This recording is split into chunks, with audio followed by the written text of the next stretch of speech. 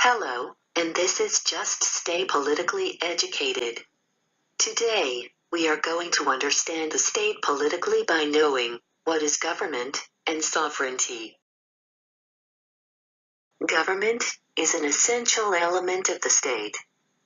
It acts as an agency which determines, regulates, and promotes the common interest of people. So, basically government is the common authority which ensures the collective action of people. Next is sovereignty. Sovereignty is the security of people, territory, government which make the state. There are two kinds of sovereignty. One is internal, and other is external. Internal sovereignty ensures internal peace and order of the state. External sovereignty is the nature of the state to be independent decision maker in external political affairs.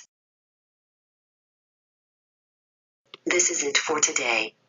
Subscribe and support us on more videos on political education. And, hey, just stay politically educated.